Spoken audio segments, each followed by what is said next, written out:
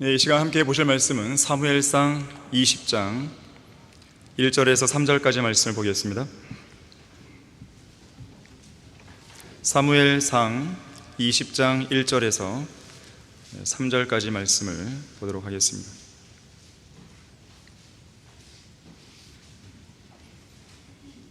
자, 1절에서요. 다윗이 라마에 나에옷으로부터 도망하여 요나단 앞에 와서 말하기를 내가 무엇을 행하였느냐? 내 죄악이 무엇이냐? 내 아버지 앞에 내 죄가 무엇이기에 그가 나의 생명을 찾느냐 하니 요나단이 그에게 말하기를 결코 그럴 수 없나니 내가 죽지 아니하리라. 보라, 내 아버지가 큰 일이건 작은 일이건 내게 알리지 않고는 아무것도 행하지 아니하시니 어찌하여 내 아버지가 이 일을 내게서 숨기시겠느냐? 그렇지 아니하니라 하더라. 다윗이 더욱 맹세하여 말하기를 내 아버지는 내가 내 눈에 은총을 받은 줄을 확실히 알고 말씀하시기를 요나단이 이 일을 알지 못하게 하라. 그가 근심할까 하노라 하시는 것이라. 그러나 진실로 주께서 살아계시며 내 혼이 살아있거니와 내가 죽음과 한 걸음밖에 떨어져 있지 않도다 하더라. 자, 말씀을 위해서 나가시기로 하겠습니다. 고마우신 아버지 하나님, 좋은 날씨 주시고 아름다운 예배를 드릴 수 있게 해주셔서 감사드립니다. 이 자리에 앉아있는 성도들을 항상 기억해 주시고 주님께서 늘 그러셨듯이 성도들의 모든 필요에 주님께서 채워주시길 간구드립니다. 특히 이 추석 명절날 어려움 당하는 가정들 없게 해주십시오. 경제적으로 어려운 가정이 있다면 교회가 잘 알아서 도울 수 있도록 도와주시기 원합니다. 이 시간 저희들 하나님의 말씀 앞에 겸허한 마음으로 앉아 있습니다. 저희들의 마음을 열어주시고 또 저희들의 마음이 말씀을 받기에 잘 준비될 수 있도록 해주십시오. 마귀가 넣어주는 모든 생각들을 주님께서 물리쳐 주시고 이 말씀 앞에 온전한 반응을 보일 수 있도록 역사해 주십시오. 혹시라도 이 자리에 구원받지 않은 죄인이 있습니까? 주님께서 강력하게 그 사람 마음 안에 역사해 주셔서 구원받지 않고서는 이 자리를 떠나지 못하도록 주님께서 역사해 주십시오. 이 시간 모든 걸 주님께 부탁드립니다. 주 예수 그리스도 이름으로 기도했습니다. 아멘. 죽음과의 한 걸음, 죽음과의 한 걸음이라는 제목으로 설교합니다. 우리나라 속담이 있죠. 무슨 일이든 그 일의 시작이 중요하다는 그 의미로 천리길도 한 걸음부터라는 속담이 있습니다. 여러분은 천리길이 얼마나 먼 거리인지, 또 천리길을 가려면 몇 걸음이나 걸어야 되는지 생각해 본 적 있습니까? 할 일도 많은데 그런 걸 뭘 생각을 하겠어요? 그래서 제가 대신 여러분에게 계산을 해드리려고 합니다. 보통 1리는 대략 400m로 봅니다. 천리길이면 이제 40만 미터, 400km 나와요. 우리나라 애국가 후렴에 보게 되면 무궁화, 삼천리, 화려강산. 삼천리면 1200km.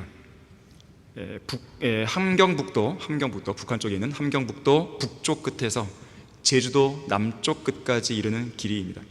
한반도로 본다면 남북 최장길이죠.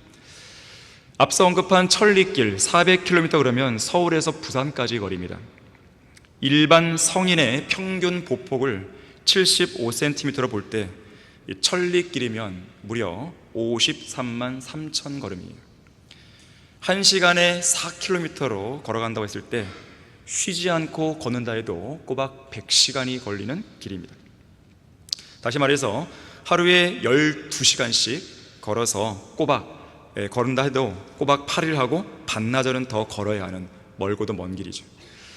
그래서 옛날 이 부산에 살고 있는 선비들이 과거 시험을 보기 위해서 천리길인 한양까지 걸어가기 위해서는 대략 한 달 전에 미리 출발했다 그래요.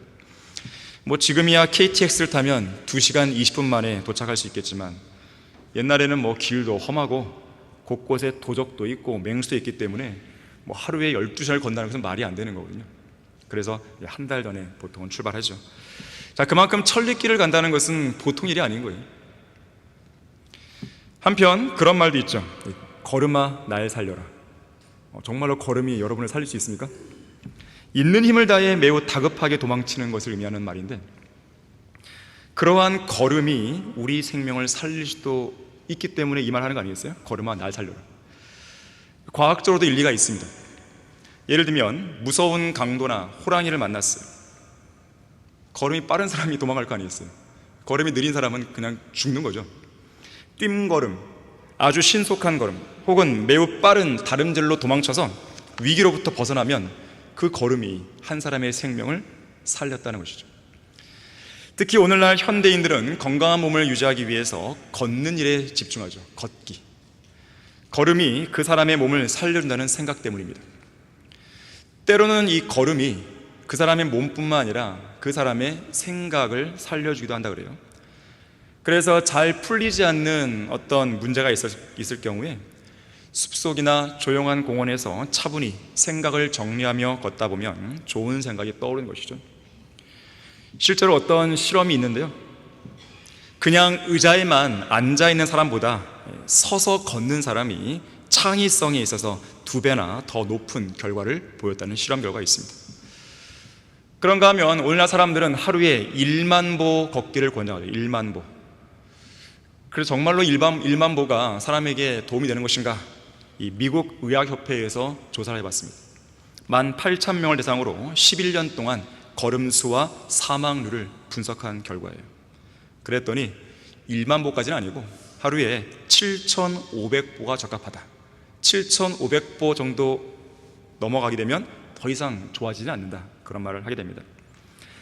그리고 또 걸을 때는 자세가 중요하죠. 허리를 반드시 세우고 걷는 것이 제일 중요하다는 것이 전문가들의 의견입니다. 자, 이렇듯 우리의 인생은 걸음을 빼놓고는 설명할 수 없습니다. 특별한 경우가 아닌 한 한평생 단 한 번도 걷지 않는 사람은 없죠. 그래서 인생은 일종의 길이고 또 인생은 일종의 걸음입니다. 누군가가 잘 말했듯이 인간은 누구나 처음에는 하늘을 보며 태어나고 엎드렸다가 기어가고 일어나 첫 발을 내딛고 걷고 달리면서 인생을 살아갑니다. 하지만 어느 정도 나이가 들게 되면 그 동작과 움직임은 반대가 되죠. 열심히 걷고 달리다가 힘이 빠지면 이제 걷기만 하고, 그것도 어려워 일어설 힘조차 없으면 엎드려서 기다가 결국 하늘을 쳐다보며 누워서 죽음을 맞이하는 것이죠. 어떤 사람은 이렇게 말했습니다. 내가 걸어간 걸음걸이만큼이 나의 인생이다 그랬어요. 그렇다면 여러분은 오늘까지 살아오면서 얼마나 많이 걸어왔습니까? 여러분의 인생길에서 얼마나 많은 발걸음을 떼고 또 떼었습니까? 그런가 하면 이미 한 번 걸어온 길은 다시 걸어갈 수가 없습니다.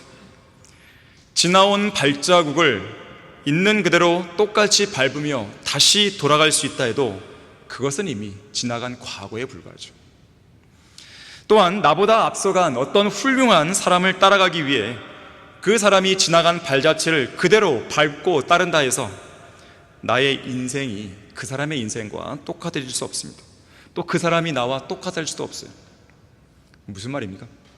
각자가 걸어야 할 길이 있는 거예요. 각자가 걸어야 하는 인생이 있는 것입니다. 누군가가 나의 인생을 대신 살아줄 수 없어요. 내가 걸어야 할 그 걸음을 대신 걸어가 줄 수도 없는 것이죠. 아버지가 구원받아서 내가 구원받는 거예요? 자녀가 구원받아서 내가 구원받는 거예요? 구원은 개별적인 것입니다. 자신이 정직하게 하나님 앞에서 지옥에 갈 수밖에 없는 죄인임을 인정하고 그 죄를 제거하기 위해서 십자가에서 피 흘려 죽으시고 다시 살아나신 예수 그리스도를 마음에 믿으면 되는 거거든요. 이 사실이 개개인 이루어졌을 때 그것이 구원받는 거예요. 나의 구원을 누군가가 대신 받을 수 없다는 뜻입니다. 한편 우리 인생의 길에 끝이 있듯이 우리의 걸음도 끝나게 되어 있습니다. 자, 그 마지막 걸음까지 여러분에게는 몇 번의 걸음이 남아있다고 생각하십니까? 자, 이 자리에는요, 아직도 많은 세월 동안 그 끝이 보이지 않을 만큼 수많은 걸음을 걸어야 마지막에 도달할 사람도 있겠지만, 어떤 사람에게는 100만 번의 걸음, 아니 1천만 번의 걸음, 아니 1만의 걸음, 아니 1,000보, 500보, 100보, 아니 50보, 10보, 어쩌면 오늘 다윗이 고백한 것처럼 마지막 한 걸음만 남기고 있는 사람이 있을지 모릅니다. 중요한 것은 나이의 많고 적음의 문제가 아니에요. 나이가 지금 많다고 해서 나는 마지막 10걸음밖에 안 남았는데 그렇게 말할 수 있나요? 나이가 너무 어리니까 나 아직도 많이 남았네. 그 장담할 수 있어요? 자, 한 사람의 인생의 길이와 걸음의 수는 나이와 관계없이 결정됩니다. 또한 하나님의 계획 속에서 여러 차례 그 걸음이 바뀌기도 하는 거죠. 잠언 20장 24절에서요, 사람의 걸음은 주께로부터 비롯되나니 사람이 어찌 자기의 길을 알 수 있으리요. 예레미야 10장 23절에서는 오 주여, 인생의 길이 그 사람 안에 있지 아니함을 내가 아나이다. 그의 걸음을 인도하는 것이 걷는 그 사람 안에 있지 아니하리라. 그럼 누구에게 있는 거예요? 하나님께 있는 것이죠. 다윗은 오늘 본문 3절에서 내가 죽음과 한 걸음밖에 떨어져 있지 않더라고 고백하고 있습니다. 내가 죽음과 한 걸음밖에 떨어져 있지 않도다. 자, 첫 번째로 죽음은 예고 없이 찾아오는 불청객입니다. 죽음은 예고 없이 찾아와요. 우리가 죽음을 바라든지 바라지 않든지, 내가 기다리고 있든지 그렇지 않든지, 이 땅에 태어난 인간이라면 그 누구라도 반드시 틀림없이 필연적으로 죽음을 향한 마지막 한 걸음을 떼게 되어 있습니다. 다만 그때가 언제인지 모를 뿐이죠. 복된 소망이시고 우리의 구주이신 예수님께서 저 공중으로 오시는 그 시기를 더 늦추신다면 이 시간 이 설교를 듣고 있는 그 누구라도 반드시 죽습니다. 물론 우리는 주님께서 조금만 더 서둘러 주시기를 간절히 바라고 있죠. 하지만 주님은 아무도 멸망하지 않고 다 회개에 이르게 하시려는 그분의 특별한 목적과 계획 속에서 공중재림의 시점을 뒤로 늦출 수 있는 거죠. 늦추신다면 우리의 바람과 관계없이 우리는 그 마지막 한 걸음을 떼게 되어 있습니다. 러크만 목사님도, 이송호 목사님도, 잭 칙도, 빌 류뱅성제도 우리의 바람과는 관계없이, 그분들의 바람과도 관계없이 이 땅에서의 마지막 한 걸음을 뗀 것입니다. 죽음은 갑작스럽게 찾아올 수 있습니다. 또는 질질 끌며 찾아올 수 있습니다. 하지만 반드시 우리에게도 마지막 한 걸음을 떼야 할 그 순간은 닥치게 되어 있습니다. 어쩌면 예배 끝나고 나서 바로 닥칠 수도 있는 거예요. 이 땅의 인생에서 한 번 죽는 것은 사람들에게 정해져 있어요. 문제는 죽으면 끝이 아니라는 거죠. 심판도 정해져 있는 것이에요. 그래서 우리가 구원받아야 되는 것이에요. 내가 지금 죽었을 때 하늘나라에 갈 수 있다는 그 소망이 없다면 오늘 이 시간 구원받아야 되는 것입니다. 내가 지금 죽었을 때 지옥 갈지 하늘나라 갈지 불안하다, 그럼 오늘 구원받을 수 있는 계기로 삼아야 되는 것이에요. 더욱이 내가 죽음과 한 걸음밖에 떨어져 있지 않도다 이렇게 말한 다윗의 고백처럼 죽음은 멀리 있는 것이 아닙니다.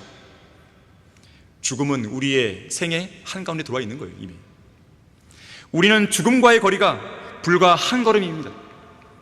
사실 한 걸음의 간격조차 안 됩니다. 왜냐하면 우리 주변에서 간발의 차이로 생명을 건진 사람도 있기 때문에 그래요. 흔히들 오해하듯이 간발은 한 발짝이 아닙니다. 한 걸음이 아니에요. 이 발이니까 발인가 보다 이렇게 하는데 아니에요. 간은 사이 간격이고 발은 머리털이에요. 머리털. 한 발짝도 아니에요. 머리털 간격이에요. 머리털 간격. 죽음은 그만큼 머리카락 하나조차 들어갈 수 없는 그 틈처럼 아주 가까이에서 우리의 생명을 노리고 있습니다. 그래서 알렉산더 대왕의 아버지 필립 2세는 마케도니아 왕국의 왕이었는데요, 그는 자신의 신하에게 지침을 내리기를 아침마다 왕의 침실 앞에 서서 이렇게 외치라고 명령했다고 합니다. 마케도니아 왕 필립이시여, 당신은 반드시 죽는다는 사실을 기억하십시오. 매일 아침마다 이렇게 외치라고 했어요. 필립 2세는 매일 아침마다 그래, 내가 오늘도 죽을 수 있지, 이 생각을 갖고 산 거예요. 자, 죽는다는 것을 기억하라, 이 의미를 가진 라틴어가 있습니다. 메멘토 모리, 메멘토 모리라고 그러죠. 17세기 바로크 시대 사람들이 자주 외쳤던 말입니다. 그들은 덧없는 삶과 필연적인 죽음에 대해 항상 인식하며 살았다고 하죠.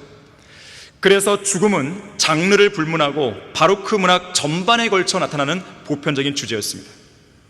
그래서 그 당시에는 이 죽음의 이미지를 나타내기 위해서 죽은 자의 머리, 사람의 해골, 또 그 시신을 갉아먹는 벌레들, 이러한 것들이 일상생활의 일부가 되기까지 했다고 합니다.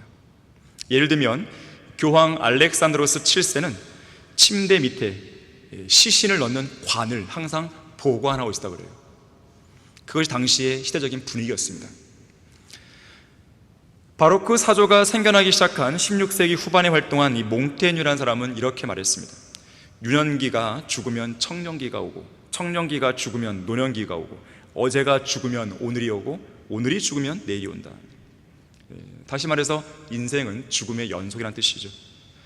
실제로 죽음은 모든 인간을 호시탐탐 노리고 있는 것입니다. 어떤 사람이든지 태어나는 순간 죽음으로부터 자유롭지 못합니다.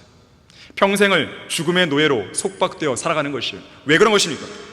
성경은 그 이유에 대해서 사망에 쏘는 것은 죄이고 모든 사람이 죄를 지었고 죄의 삭은 사망이라고 말씀하는 것이죠. 사람이 죽는 이유가 바로 여기에 있는 거예요. 죄의 삭은 사망이다. 피할 수 없어요. 자, 그래서 애써 죽음을 의식하려 하지 않는 것, 그것은 어리석은 일이에요. 설령 죽음을 의식하며 산다고 해도 죽음의 문제를 해결하지 않고 사는 건 역시나 어리석은 것입니다. 죽음을 기억하고자 한다면 인류를 죽음의 노예에서 놓아주시기 위해 십자가에서 죽으신 예수님의 죽음을 먼저 기억해야 되는 것이죠. 그걸 기억해서 믿으면 그 사람은 영원히 사는 것이죠. 죽음을 향한 한 걸음, 그야말로 확실한 한 걸음입니다. 반드시 오는 한 걸음이. 왜냐하면 인생은 짧고 죽음은 확실하기 때문이죠. 오늘 밤 죽음이 여러분을 방문할 수 있습니다. 죽음은 결코 우리의 마음 앞에 서서 들어가도 되는지 그 여부를 묻기 위해 노크를 하지 않습니다. 죽음은 인기척도 하지 않습니다. 어떠한 구속 영장도 제시하지 않고 마치 잠입 수사하는 경찰처럼 갑자기 들이닥쳐서 수갑을 채우고 체포해 가버린 것이 죽음이죠. 죽음의 그림자가 엄습해올 때 그 사람을 보호해줄 어떤 방어막도 없습니다. 돈이 그 사람을 보호해줄 수 있겠습니까? 죽음의 그림자는 억만금의 뇌물 앞에서도 눈 하나 꼼짝 안 합니다. 죽음을 피해서 곡물과 물건들을 쌓아둔 곡식 창고에 숨어 있을 수도 없습니다. 값비싼 옷으로 빼곡히 들어차 있는 드레스룸 안에 숨을 수도 없습니다. 죽음은 하나님께서 명령하신 죽음의 사명을 정확한 때에 수행할 것이에요. 사람들이 죽는 시간대는 대부분 밤이나 새벽이라고 그러죠. 특히 새벽 2시에서 오전 7시 사이에 많이 죽는다 그래요. 그래서 중환자실 의사들이 자주 하는 말 있잖아요. 오늘 밤이 고비입니다. 19세기의 설교자 드위트 탈마지는 이렇게 말했습니다. 갑작스럽게 찾아오는 죽음에 대해 이렇게 설교했습니다. 영원을 준비하십시오. 그 준비를 내일로 미루지 마십시오. 오늘 밤, 바로 오늘 밤 하나님은 여러분의 혼을 빼앗아 가실지 모릅니다. 누가복음 12장에 나오는 부자를 보세요. 그 부자가 자기의 재물을 놓고 자랑스럽게 얘기할 때 한 음성이 들리죠. 하나님의 음성이죠. 오늘 밤 내게서 내 혼을 앗아가리니 너가 장만한 것이 누구의 것이 되겠냐 그랬어요. 죽음은 우리를 인내로 기다려주지 않습니다. 죽음이 덮치기 전에 구원받아야 돼요. 그 전에 회개하고 돌이켜야 됩니다. 그 일이 일어나기 전에 하나님을 만날 준비를 해놓고 살아야 되는 것이에요. 내가 죽음과 한 걸음밖에 떨어지지 않도다.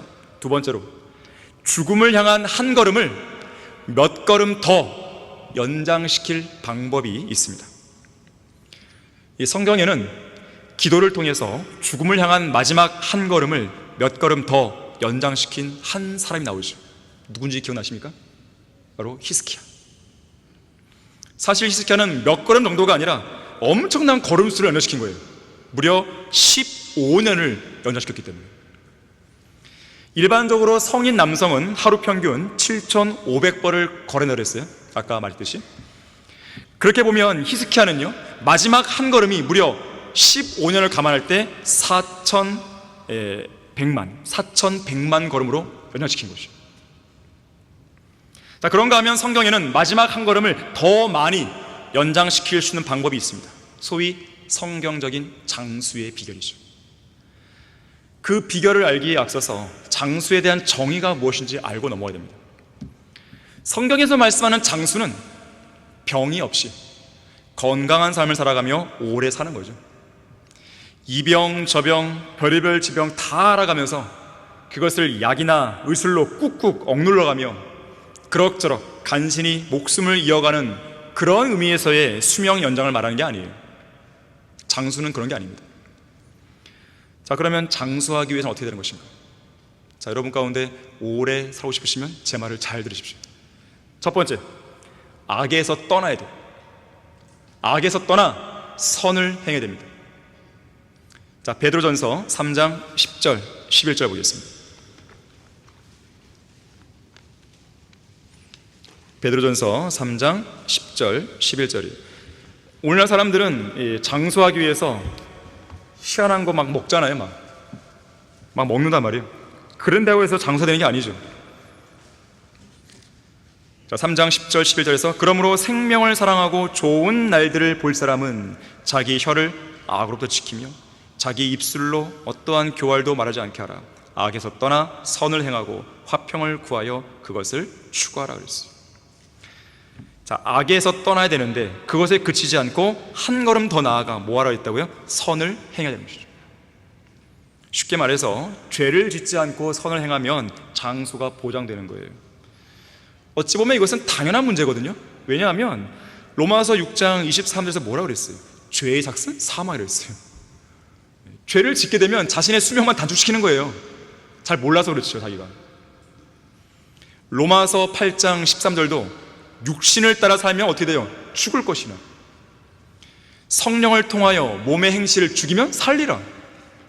너무나 분명한 진리가 우리 앞에 있는 거예요. 자, 두 번째, 부모님께 순종해야 돼요. 에베소서 6장 1절부터 3절입니다. 제가 읽어드릴게요. 자녀들아, 주 안에서 너희 부모에게 순종하라. 이것이 옳으니라. 내 아버지와 어머니를 공경하라.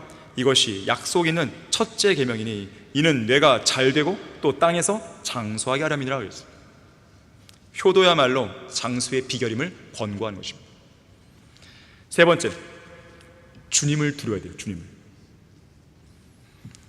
잠언 10장 27절에서요 주를 두려워하면 장수하려니와 악인의 연수는 짧아지리라 그랬어요. 주를 두려워하면 장수하라 그랬어요. 잠언 10장 27절에서. 이 말을 여러분들이 잘 새겨 들으셔야 돼요. 하나님을 두려워함으로써 더러운 죄로부터 성별한 사람은 오래 삽니다. 하지만 하나님을 두려워하지 않음으로써 더러운 죄 가운데 뒹굴었던 사람들은 일찍 죽는다는 뜻이에요. 바꿔 말하면 이런 겁니다. 1년 뒤든 지금으로부터 1년 뒤든 3년 뒤든 5년 뒤든 10년 뒤든 주님께서 그 짧은 기간 안에 오신다고 했을 때 이 자리에 앉아있는 성도들 중에서 그 짧은 기간 안에 죽지 않고 여전히 살아있는 상태에서 주님을 맞이할 수 있는 사람은 바로 주님을 두려워하는 사람입니다. 하나님을 두려워하지 않는 성도는 지금 당장 죽을 수 있습니다. 지금 안 죽으면 내일 죽을 수 있습니다. 내일이 아니라면 모레 죽음의 그림자가 그 성도에게 엄습할 수 있습니다. 하나님을 두려워하지 않게 되면 그렇게 되는 것이에요. 하지만 여러분이 하나님을 두려워하면 여러분의 인생은 그야말로 안전합니다. 전능하신 하나님의 능력 안에서 보호받기 때문에 그런 거예요. 네 번째, 탐욕을 버려야 돼요. 탐욕. 잠언 28장 16절에 보니까 명철이 부족한 통치자는 또한 지독한 압제자이나 탐욕을 싫어하는 자는 장수하려 했어요. 탐욕을 싫어야 됩니다. 자, 그러니까 자신이 살아가는 데 있어서 자기에게 필요한 것 이상으로 무언가를 갖고 싶어 하면서 탐욕을 부리는 사람은 결코 오래 살지 못하는 거예요. 근데 여러분 그거 아셔야 돼요. 탐욕을 가진 사람들은 다 나름대로 명분이 있습니다. 자기가 난 탐욕을 지금 품고 있어 라고 하면서 나 탐욕 부리지 않아요 이런 사람 없어요? 정당은 다 그게 있어요. 명분이 있어요. 자기만 모를 뿐이에요. 다섯 번째, 지혜를 얻어요. 지혜. 여러분 거기 잠언 3장 16절 보세요. 잠언 3장 16절. 지혜가 있으면 장수할 수 있습니다. 지혜의 오른손에는 장수가 있고 그 왼손에는 부귀와 명예가 있나니 그랬어요. 너무 대단한 말씀 아니에요? 지혜만 있으면요, 장수가 있어요. 오른손에. 왼손에는 부귀와 명예가 있습니다. 지혜만 얻으면 그야말로 종합선물 3종 세트가 여러분의 손에 들리는 거예요. 이 세상에 사람들이 원하는 그 세 가지 다 들어오는 거예요. 자, 그러면 지혜는 어떻게 얻을까요? 주를 두려워하는 것이 뭐예요? 지혜의 시작이거든요. 자, 아까 뭐라 그랬어요? 주님을 두려워하면 장수한다 그랬어요. 다 연결되잖아요. 이 5가지 오래 살고 싶다면 5가지 하시면 됩니다. 내가 죽음과 한 걸음밖에 떨어져 있지 않도다. 3번째로, 인생의 마지막 한 걸음을 남겨놓기까지 아름답게 늙어가는 인생을 살아야 됩니다. 마지막 한 걸음 날 때까지 늙어가는, 아름답게 늙어가는 그 인생을 사셔야 돼요. 그렇게 해야 인생의 마지막 한 걸음도 아름다운 한 걸음이 될 수 있어요. 어디에서 와서 어디로 가는지 알 수 없는 바람처럼 이 땅에 순식간에 왔다가 이 땅에서 순식간에 사라지는 것이 우리의 인생입니다. 그런 인생은 생로병사를 피할 수 없어요. 언젠가 이성호 목사님께서 이 췌장암으로 투병 생활을 한 지 수개월이 되었을 무렵에 이렇게 월간지에 글을 쓴 적이 있었어요. 저는 그때 편집장이었는데 이 글을 편집하면서요, 가슴이 막 미어졌습니다. 이렇게 쓰셨어요. 누가 기도하는가? 자신의 능력으로 문제를 해결할 수 없는 성도가 기도한다. 많은 성도들이 질병 때문에 기도한다. 병은 자신도 모르게 갑자기 엄습한다. 생로병사는 일종의 정규 코스처럼 인간이라면 반드시 거쳐야 할 거부할 수 없는 인생의 노정이다. 세월이 흘러 얼굴에 주름살이 생기고 흰 머리카락이 여기저기서 희끗희끗해질 때 거부할 수 없는 인간의 운명은 예정되어 있는 것 같이 여겨진다. 따라서 인간은 그 운명의 법칙을 결코 거를 수 없다는 사실을 하나님 앞에서 겸손하게 시인해야 한다. 그렇게 하지 않고는 자기는 이런 식으로 생을 끝내서는 안 될 사람이라고 발악한다 해서 달라질 것은 아무것도 없다. 죽음의 계곡을 달리는 기차는 때때로 속도만 조금 늦출 뿐이지 쉬지 않고 달리기 때문이다. 실제로 우리의 인생이 그렇습니다. 언젠가 우리 모두에게는 좋은 것과 나쁜 것을 분간할 수 없고, 먹고 마시는 것의 맛을 알 수도 없고, 노래하는 남자들과 여자들의 음성을 더 이상 알아들을 수 없는 그런 시기가 반드시 찾아오는 거예요. 시력도 저하되고 청력도 떨어지고 기억력도 나빠지는 때가 오는 것이죠. 머리카락은 희끗희끗해지고 눈은 침침해지고 입 주위와 눈가에는 주름살이 나타나고 눈꺼풀은 점점 내려앉고 살은 오그라들죠. 때로는 외로움이 밀려오고 그러한 외로움이 때로는 두렵기까지 합니다. 심지어 주위 사람들에게는 짐만 된다고 여기면서 이제는 아무도 나를 필요로 하지 않는구나, 그런 느낌도 받게 되는 거예요. 그래서 시편을 기록한 저자는 하나님께 시편 71편 9절에서 이렇게 기도합니다. 늙은 때에 나를 버리지 마시고 내 기력이 쇠할 때에 나를 내버리지 마소서. 하나님께서는 이 기도에 대한 답변과 같이 답변을 주기라도 하시듯이 이사야 46장 4절에서 이렇게 답변하세요. 너희의 노년에 이르러서도 내가 근히 100발이 될지라도 내가 너희를 품을 것이라. 내가 지었으니 내가 안고 품을 것이며 너희들을 건져내리라. 자, 예수 그리스도의 피로 구속받은 우리는 남아있는 생애가 얼마든지 관계없이 하나님께서 우리를 절대로 떠나시지도 않고 버리지도 않고 단념하지도 않고 포기하지도 않는다고 약속하신 것이죠. 그래서 우리는 그 약속을 굳게 붙들어야 돼요. 하나님께서는 전에도 우리와 동행하셨고 지금도 우리와 동행하고 계시고 앞으로도 계속 영원히 우리를 그분의 품에 안으시고 통행해 주시는 것이죠. 만일 주님께서 우리가 늙었다는 이유만으로 이 땅에 존재하는 것을 원치 않았다면 진작 우리를 하늘의 본향으로 데려가셨겠죠. 바꿔 말하면 젊은 사람이든지 늙은 사람이든지 우리가 현재 이 땅에 존재하고 있다는 것은 우리에게 여전히 이 땅에서 해야 할 일이 남아있다는 뜻인 거예요. 그리스도인은 나이가 차서 죽는 게 아닙니다. 할 일이 끝나서 죽는 거예요. 하지만 그 할 일을 이 땅에서 안 하고 있다, 그럼 하나님이 일찍 데려가시죠. 이 땅에 있을 필요가 없으니까요. 그냥 나이가 차서 죽는 게 아닙니다.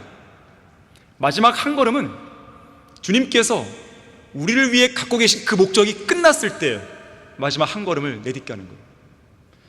저는 이소호 목사님께서 췌장암으로 투병하시는 그 기간, 대략 2년 정도의 그 기간은 우리를 위한 하나님께서 이 배려해 주신 기간을 생각했어요. 목사님께서는 이 강단에서 그 2년 동안 설교하시는 몸이 아니었거든요. 췌장암은 보통 암이 아닙니다. 하지만 하나님께서는 통증이 없게 설교하게 하셨어요. 이건 기적이거든요. 왜 그랬을까요? 우리를 위한 준비 기간이었어요. 갑작스런 죽음 앞에 갑작스런 다른 일들이 없도록 하기 위해서 연착륙 비행기가 차 해서, 이성 목사님은 고맙기 전에 조종사 마지막 한 걸음도 가볍게 연착륙 해주신 거죠. 하나님께서 우리에게 주신 사랑입니다. 자, 그래서 나이가 차서 죽는 게 아니라는 거예요. 그 일과 그 목적이 끝나면 그때 이제 하나님이 데려가시는 거예요.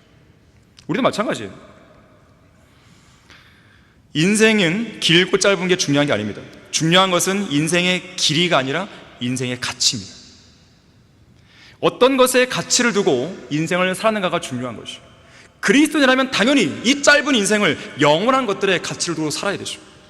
세상에서의 성취, 자아실현 같은 낮은 목표를 이루기 위해 살 것이 아니라 영원에 계신 하나님과 동행하면서 주님이 원하시는 영원하고 높은 뜻을 이루기 위해 살아야 하는 것입니다.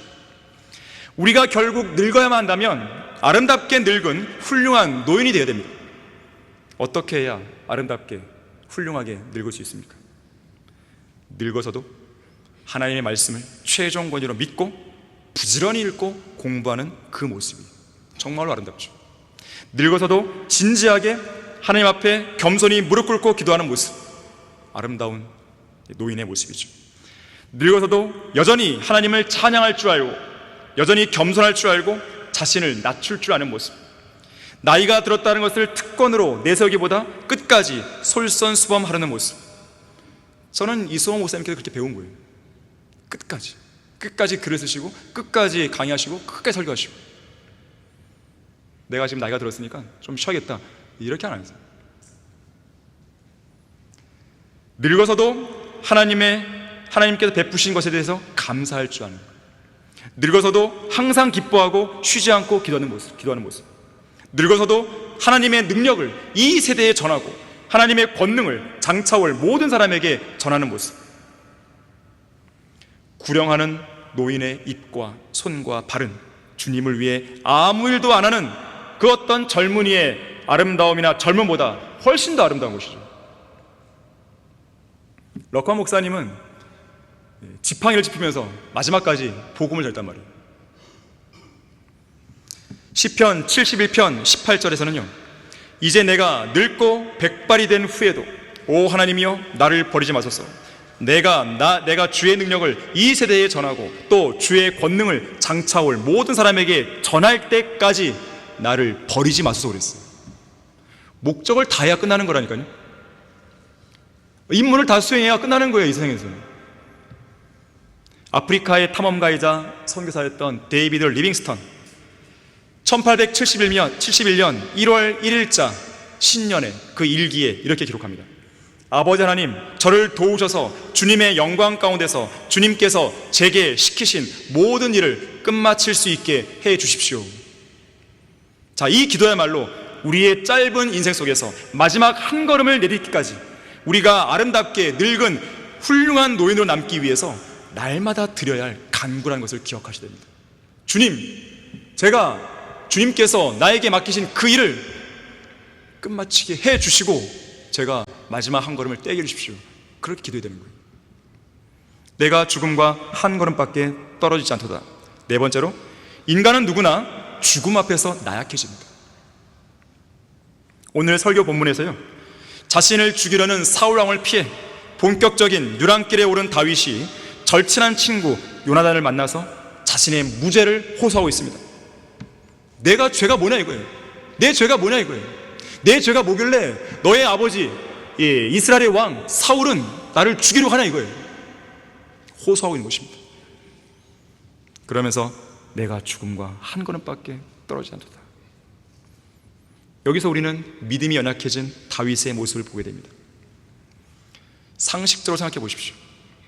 과연 하나님께서 자신의 신실한 선지자 사무엘을 통해 왕으로 기름 부으신 다윗을 하나님께서 버리신 불법적인 왕 사울이 죽이도록 과연 내버려 두시겠습니까?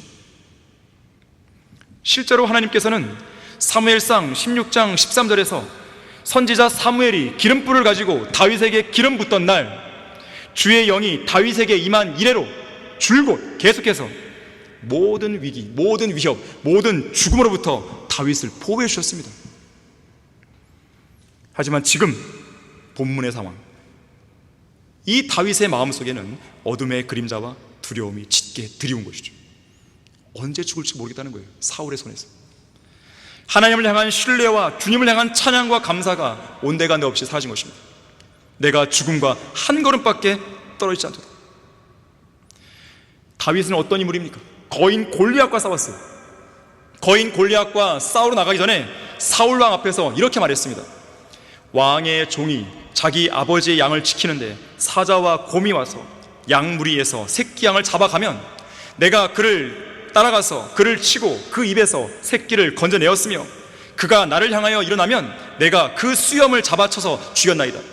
왕의 종이 사자와 곰도 죽였는데 이 할례받지 않은 필리스타인이 살아계신 하나님의 군대를 모독하는 것을 보았으니 그도 그들 중 하나같이 되리이다. 사자의 발톱과 곰의 발톱에서 나를 구해주신 주께서 이 필리스타인의 손에서도 나를 구해 주시리다. 이렇게 담대하게 말했던 그런 용맹한 기상 다 어디로 간 거예요? 내가 죽음과 한 걸음밖에 떨어지지 않도다. 하지만 우리는 다윗을 너무 매몰차게 비난하면 안 됩니다. 다윗 역시나 우리와 같은 성정에 속한 사람입니다. 다윗은 자기 목숨을 노리는 사울 왕의 계속되는 위협을 받자 마음이 지쳐버린 것입니다. 낙심하고 만 것이죠. 힘이 빠진 것이에요. 하나님의 위대한 능력으로 200만 명 이상 되는 백성들을 당대 최강대국인 이집트로부터 데리고 나왔음에도 불구하고 광야에서 계속되는 백성들의 불평 때문에 심신이 지친 모세 죽기를 간구했었죠. 그 옛날 칼멜산에서 바알의 선자들과 싸워 위대한 승리를 거뒀음에도 불구하고 한 여인 이세벨의 위협에 겁을 먹고 광야로 도망쳐서 죽기를 간구했던 엘리야가 있었죠. 자, 그것처럼 우리와 똑같은 성정을 가진 다윗 역시 낙담하고 말았습니다. 그래서 다윗은 오늘 본문에서처럼 하나님께 기도로 도움을 구하는 대신에 자신과 똑같은 연약한 인간인 요나단을 찾아가서 자신의 처지를 하소연한 것이죠. 그러면서 내가 죽음과 한 걸음밖에 떨어지지 않도다. 낙심과 절망에 사로잡힌 말을 한 것입니다. 정말이지 믿음의 용사 다윗에게 전혀 어울리지 않는 모습이죠. 특히나 이 다윗은요, 이런 말을 할 때에 이렇게까지 확신하잖아요. 진실로 주께서 살아계시며 내 혼이 살아있거니와. 아니, 자신의 죽음을 어떻게 그걸 얘기할 수 있다고 그런 확신을 말할 수 있습니까? 그러면서 내가 죽음과 한 걸음밖에 떨어지지 않다고 말하는 거예요. 강력하고 확신이 어져. 당시 다윗의 나이가 몇 살이었냐면 24살 정도였습니다. 그런데 그의 하소연대로 그때 한 걸음 딱 내딛어서 죽은 게 아니죠. 이후로 46년을 더 삽니다. 그리고 70세에 죽게 되죠. 한 걸음 치고 너무나 긴 한 걸음이죠. 사실 이 세상에서요, 자신의 목숨이 위협받는 아주 절박한 순간에 직면했다 해도 다윗처럼 자기가 죽을 때를 확정적으로 단정 지을 준 사람은 아무도 없습니다. 아무리 인생살이가 고단하고 힘들어도 극심한 압박으로 인해 견딜 힘마저 잃어서 정말로 죽을 것만 같은 그런 상황이 펼쳐진다 해도 하나님께서 허락하지 않으면 그 사람은 죽을 수 없습니다. 그것이 우리의 인생이에요. 창세기 27장 2절과 4절에서 당시 나이 137세였던 이삭은요, 맏아들 에서를 불러다가 이렇게 말하죠. 이제 내가 늙어 나의 죽을 날을 모르노라. 내가 죽기 전에 내 혼이 너를 축복하게 하라 말했어요. 하지만 이삭은 그때로부터 무려 43년을 더 삽니다. 그리고 180세까지 장수하죠. 요한 웨슬리도 51세였을 때 자기가 죽을 병에 걸렸다고 생각했는지 다음과 같은 비문을 썼다 그래요. 여기에 요나단 존 웨슬리가 잠들다. 그는 무익한 종으로 51년간 살다가 5파운드도 채 남기지 못하고 주여 나 같은 죄인을 불쌍히 여기소서라고 기도하고 죽었노라. 하지만 웨슬리는 51세에 죽지 않고요, 무려 32년을 더 살고 83세에 죽게 됩니다. 자, 그런가 하면 거듭난 그리스도인은 죽음을 두려워하지 않습니다. 오히려 죽음 앞에 당당합니다. 비굴한 모습을 보이거나 위축되지 않습니다. 불안에 떨면서 괴로워하지 않습니다. 조급하거나 안절부절 못하지 않습니다. 죽음을 앞두고 죽지 않기 위해 발버둥 치거나 울고불고하지 않습니다. 이유가 무엇입니까? 그리스도인의 죽음은 최후의 순간까지도, 마지막 한 걸음을 내딛는 그 순간까지도 하나님께 영광을 돌리는 죽음이기 때문에 그래요. 두 번째, 죽은 뒤에 어디로 가는지 알기 때문입니다. 세 번째, 영원한 생명으로 이어지는 죽음이기 때문에 그래요.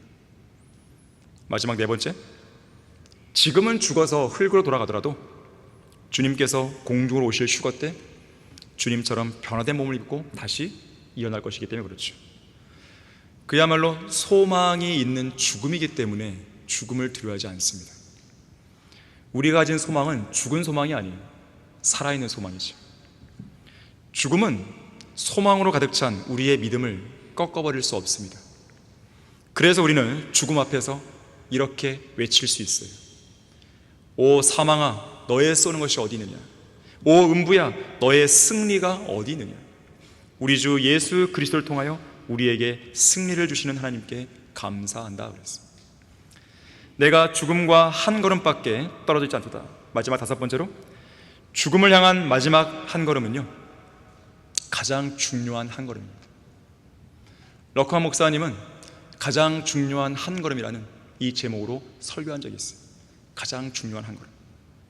다시 말해서 성경대로 잘 죽어야 한다는 뜻입니다. 다시 말해서 하나님께서 인정하시고 잘 하였다고 칭찬하시는 마지막 한 걸음이 되어야 되는 거예요. 어느 백발의 노인이 젊은 청년들을 모아놓고 이렇게 말합니다. 내가 울고 있던 어린 시절에는 시간이 마치 기어가는 것처럼 천천히 지나갔다. 내가 꿈을 꾸고 이야기했던 청년 시절에는 시간이 빠른 걸음처럼 지나갔다.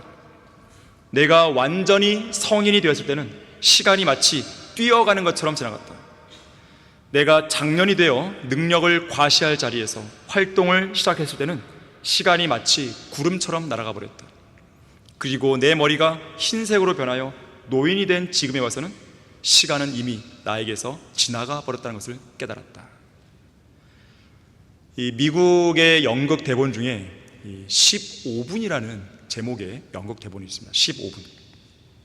거기에는 이런 이야기가 들어있어요.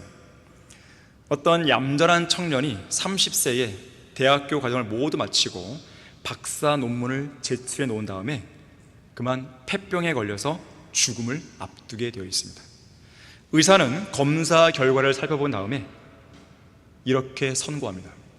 당신은 이제 15분 후면 죽을 것입니다. 이 선고가 있은 다음에 얼마나 시간이 흘렀을까요? 째깍째깍 시간이 지나갑니다. 의사 선생님, 이제 저에게 몇 분 남았습니까? 12분, 아니 이제는 11분 남았습니다. 그때 편지 배달부가 왔습니다. 편지요 하면서 이 청년에게 편지를 건네줍니다.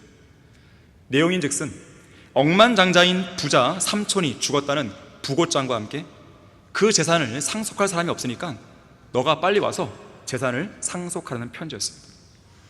하지만 11분도 안 남은 이 청년에게는 반가운 소식이 아니었죠. 째깍째깍 시간이 또 흘렀습니다. 선생님, 이제는 몇 분 남았습니까? 9분, 아니 이제 8분 남았습니다. 또다시 이 청년에게 전보가 날아왔습니다. 박사 논문 합격 통지서입니다. 드디어 성공했어요. 하지만 그따위 박사학예가 이제 곧 죽을 청년에게 무슨 소용이 있겠어? 째깍째깍 또다시 시간을 흘렸어요. 선생님, 이제 몇 분 남았습니까? 5분! 아니요, 이제는 4분입니다. 그때 한 통의 편지가 배달됩니다. 그 청년의 애인에게서 온 편지였어요. 결혼 승낙의 편지입니다. 하지만 인생이 4분도 안 남은 청년에게는 그 소식이 전혀 반갑지가 않았습니다. 그때 의사가 말합니다. 이제 2분 남았어. 째깍째깍 시간을 흘렸어요. 이봐요 청년, 이제 1분, 30초, 10초, 9, 8 푹 죽은 거죠. 허무한 인생, 30세의 인류로 쓰러져 죽었고 영원한 곳으로 갔습니다. 그 영원한 곳이 어딜까요? 지옥이죠.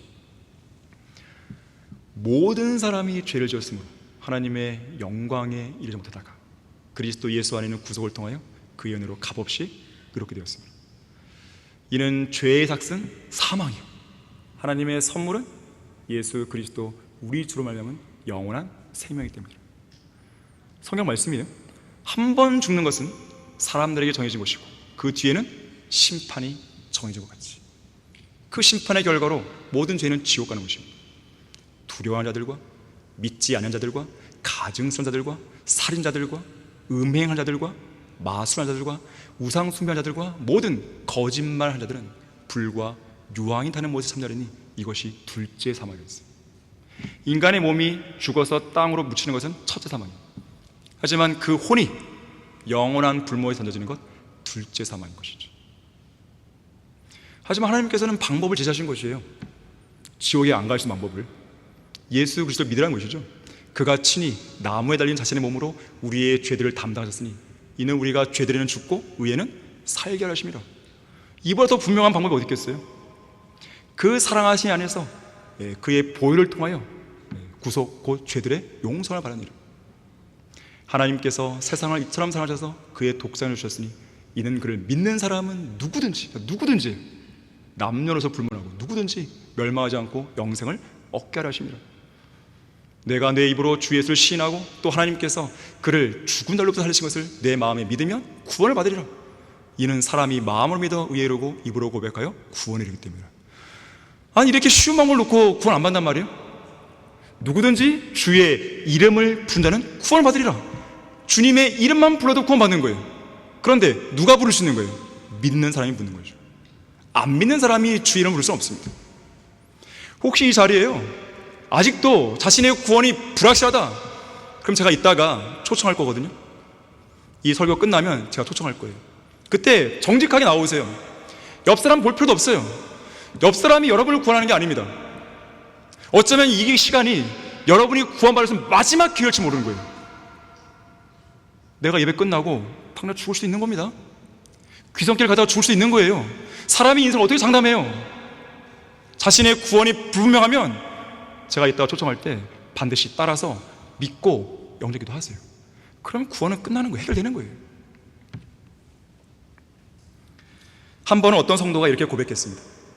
나는 너무 할 일이 많고 바빠서 아침에 무릎을 꿇고 진지하게 기도할 수 있는 시간이 충분하지 않았다.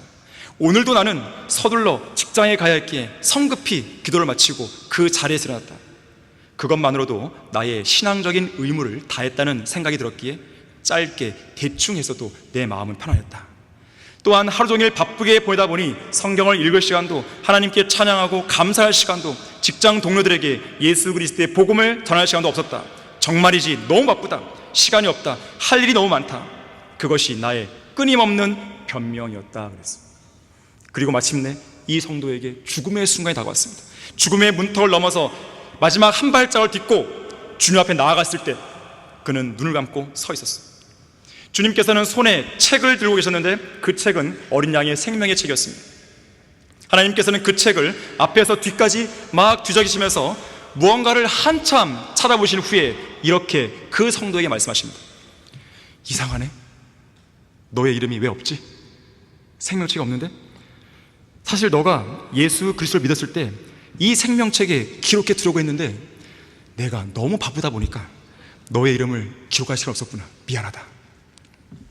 물론 이런 일은 안 일어납니다. 안 일어나지만 항상 바쁘다는 핑계로 변명하면서 주님의 뜻과 무관하게 살았던 성도들을 향해서 하나님께서는 그런 변명을 하실 수 있는 충분한 알리바이가 있으신 거 아니겠어요? 자, 하나님의 뜻을 발견하는 것은 모든 그리스도인들의 당면 과제입니다. 아무리 도덕적으로는 선한 삶을 살고 있다 해도, 아무리 훌륭한 자녀로서, 아무리 훌륭한 직장인으로서 산다 하더라도 주님의 뜻에 무지하거나 온전히 순종하지 않는 것은 죄입니다. 왜냐하면 그 사람이 하나님의 계획을 망친 사람이기 때문에 그런 거예요. 매일의 삶 속에서 성경에 제시된 하나님의 뜻에 순종하고 진리의 성경을 따라 자신의 인생을 구체적인 계획으로 인도하실 주님만을 신뢰하고 기다리고 그 뜻을 받았다면 그 뜻을 실행하기 위해 노력하셔야 돼요. 주님과 간단 없는 교제를 하면서 주님이 원하시는 것이 무엇인지, 주님께서 기뻐하시는 것이 무엇인지 묻고 또 묻고 답을 얻어야 됩니다. 그리고 그 뜻에 여러분들이 하나씩 하나씩 순종하다 보면 우리가 남은 인생 동안 무엇을 해야 할지 하나님은 구체적으로 보여주실 것이에요. 보여주셨다면 조금 더 주저하지 말고 거기에 모든 인생을 걸어야 됩니다. 현명하고 지혜로운 그리스도인은 어떤 사람입니까? 자기 자신을 향한 하나님의 뜻이 무엇인지 알고 그 뜻에 자신이 가진 모든 걸 거는 사람입니다. 몸이든 마음이든 지식이든 은사든 재능이든 물질이든 시간이든 다 좋습니다. 여러분의 인생의 모든 것을 하나님께서 보여주신 그 뜻에 쏟아 부어야 되는 거예요. 그렇게 해야 우리 인생의 가장 소중한 이 마지막 한 걸음을 마음 편히 기쁘게 뗄 수 있는 것입니다. 결론을 맺겠습니다. 여러분에게는 시간이 얼마나 남았습니까? 마지막 죽음까지 몇 걸음이나 남았습니까? 시편 90편 12절에서는 그러므로 우리에게 우리의 날들을 세도록 가르치시오 우리의 마음이 지혜에 이르게 하소서 그랬어요. 우리는 종종 병원 의사들이 말기암 환자들에게 이제 1년 정도 남았습니다, 6개월 남았습니다, 3개월 남았습니다, 1개월도 채 남지 않았습니다, 이렇게 말하는 것을 보게 됩니다. 여러분에게 한번 적용해 보세요. 여러분의 현재 나이는 얼마입니까? 자, 인생은 70이고 강건하면 80이라고 했는데 여러분의 인생이 80까지로 했을 때, 혹은 요즘에는 100세 시대 그러니까 100세라고 가정했을 때 현재 여러분에게 기본으로 남아있는 그 날수만 계산해 본다면 얼마가 되겠습니까? 만일 여러분의 나이가 40세라고 했을 때 그 사람에게는 40년이 남아있는 것이죠. 하지만 중요한 게 있습니다. 그 40년 안에서 과연 주님을 위해 일할 수 있는 시간이 얼마나 남아있냐 이거예요. 계산을 이렇게 보시면 됩니다. 하루에 잠을 자는 시간이 몇 시간인지 생각해 보세요. 하루에 밥을 먹는 시간이 얼마인지 생각해 보세요. 하루에 직장에서 보내는 시간이 얼마인지 생각해 보세요. 하루에 가족들과 함께 보내는 시간이 얼마인지 생각해 보세요. 하루에 자기 개발이나 취미 활동에 보내는 시간이 얼마인지 생각해 보세요. 그걸 다 계산해 보세요. 그러면 하루에 내가 쓰는 시간 나오겠죠. 그러면 그것을 40년, 내가 남아있는 40년만큼으로 환산하는 것이죠. 그러면 나에게 남아있는 40년 중에서 이 모든 시간을 다 뺐을 때 남아있는 그 시간이 주님을 위해 일할 수 있는 시간입니다. 여러분이 얼마 남았을 것 같아요? 그 시간이. 어떤 성도는 5년? 어떤 성도는 3년? 1년? 6개월? 3개월? 1개월? 일주일? 하루? 아니, 어떤 성도는요 1시간도 안 남았을 것이요. 성경은 우리의 날들을 세도록 가르치시어 우리의 마음이 지혜에 이르게 하소서 그랬습니다. 여러분은 하나님을 만날 준비가 되어 있습니까? 인생의 겨울을 맞이할 준비가 되어 있습니까? 언제라도 하늘나라에 들어갈 준비가 되어 있습니까? 이 시간 구원받지 않았다면, 구원받지 않은 사람이 있다면 그 사람 아직 준비가 안 된 거예요. 하늘나라 갈 수 있는 준비조차 안 된 거예요. 하지만 구원받은 사람은 스스로도 물어봐야 돼요. 그리스도의 심판석에 설 준비가 되어 있는가? 물으셔야 돼요. 언제라도 준비되어 있는 사람은 다급하지 않습니다. 후회하지 않습니다. 조마조마하지 않습니다. 저 영원에 계신 하나님께서는 우리에게 주님을 만날 준비가 되는지 묻고 계시는 거예요. 그리스도의 심판석에서 초라한 모습과 초라한 성적표로 예수 그리스도를 만나지 않기를 바라겠습니다. 자, 기도하겠습니다. 자, 고개를 다 숙이십시오. 아까 얘기했듯이 혹시 이 자리에 구원받지 않은 사람이 있습니까? 나는 구원받은 것 같았는데 오늘 듣고 보니까 구원 안 받은 것 같습니다. 내가 지금 죽으면 어디로 갈지 모르겠습니다. 나는 죽음 앞에 소망이 없습니다. 죽음이 두렵습니다. 지옥 갈까 봐 두렵습니다. 하지만 저는 이 시간에 예수 그리스도를 믿고 구원받겠습니다. 저는 죄인입니다. 저의 죄를 제거하기 위해 십자가에서 피 흘려 죽으시고 다시 살아나신 예수를 믿겠습니다. 그런 분 있습니까? 그러면 제가 도와드리겠습니다. 혹시 그런 분 있으면 손 한번 들어보십시오. 있습니까? 예, 손 한번 들어보십시오. 예, 받습니다. 예. 그러면 저를 따라서요, 기도하시면 돼요. 기도하시면 돼요. 옆 사람 의식할 필요 없어요. 저랑 그냥 기도하면 돼요. 주님 믿겠다고. 자, 기도하겠습니다. 하나님, 저는 죄인입니다. 크게 따라하십시오. 지금 죽으면 지옥에 갈 수밖에 없는 더러운 죄인입니다. 그러나 예수 그리스도께서 저의 죄를 제거하기 위해 십자가에서 피 흘려 죽으시고 다시 살아나셨음을 제 마음속에 믿겠습니다. 제 안에 들어오셔서 저를 구원해 주십시오. 구원해 주셔서 감사합니다. 예수 그리스도 이름으로 기도합니다. 아멘. 잘 기도하셨고요. 제가 기도하겠습니다.